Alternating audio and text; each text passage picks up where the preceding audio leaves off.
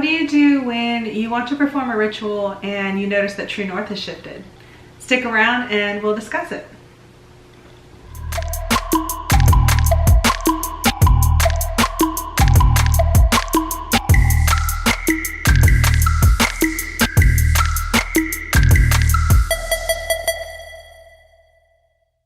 Hello tribe, and welcome back to another video by Pan Society. I'm Cherie. Today we're going to be discussing the magnetic north shift that has recently happened, if you've heard about it or not. The reason I want to bring up this discussion is because I spent today planning my medicine wheel medicinal garden, my medicinal herb garden, and part of it is it's planted in quadrants, the north, south, east, and west, because those are significant for me and for how I want to plant the plants and the energies that I want to draw. Well, recently, I don't know if you know, but scientists have said that the iron core has melted and shifted, which has shifted our true magnetic poles. And this does happen. This is not the first time that this has happened in the creation of the earth, but it's, you know, it was a long time ago, and we'll never see another one in our lifetime. But it has changed, and it had me thinking because I talked about using apps for the compass app to figure out which direction, like the north, the south, when you're planning things, or if you need them for rituals. And I've used them myself, and then it had me really thinking. There are animals that do rely on that magnetic field. Birds when they're migrating, dolphins and whales as well. That's why sometimes, unfortunately, a lot of birds are hitting skyscrapers, and that's because, not necessarily because the skyscraper is new, but because the poles have shifted, or not the poles, but the magnetic field has shifted a little bit, and that they haven't adjusted for an object being in their way. They're just going along with the magnetic field. This is how whales get beached sometimes, like, you know, a pod of whales ends up on a beach, and it's because they're following magnetic fields, and shorelines have changed, shoals have changed, so they're adjusting for that, as well as that magnetic field slowly moving. With beekeepers, if you keep bees, we have to place, well, we don't have to, but we choose to place the entrance of the hive facing south so that it gets maximum sun in the morning, so that it hurries up and warms up the hive, because bees won't come out and start working until it's at least 50 degrees Fahrenheit. So that's why we try to face it in the southerly direction.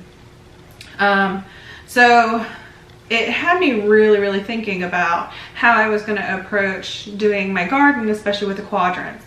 I can see how, and this is totally my opinion, so the easiest answer of all of this is do what you feel, what feels right to you, and then you can never be wrong, right? Well, in most cases anyway. But as you know, applying to this, when you're planning something that needs to be directional, you're just going to go with what you feel, because that's what works for you, and that's what's going to be right for you for whatever work you're trying to do. For me, and this is just pertaining to my situation here, but it's just to give you an idea of how I'm thinking about this.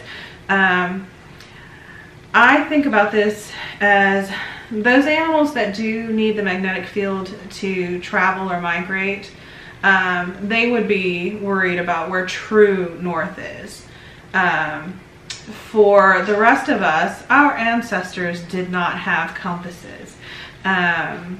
We relied on the sun. The sun told us, right? The old adage, the sun rises in the east and sets in the west. Well, no matter where the true magnetic north is, this will always be true. Like, if you go with the sun, that's how we work with things. So I know that the way that I place my beehives, the entrance of it will face the south from how the sun rises and sets.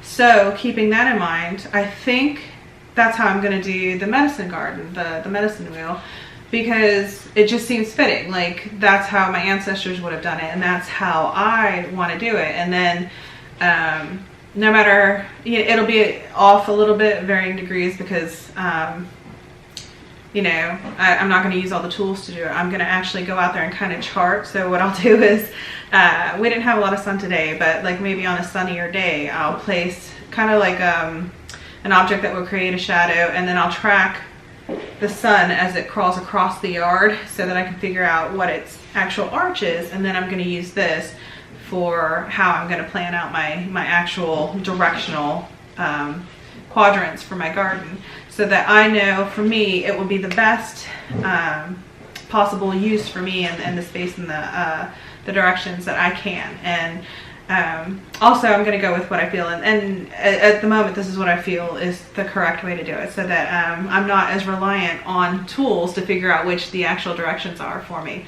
And thinking about that actually made me feel a little bit better, because it's another thing that makes me more observant of nature and how things work in the universe. So I'm taking one of the biggest celestial bodies out there and I'm paying attention to it, and I'm using it to work work benefits for me.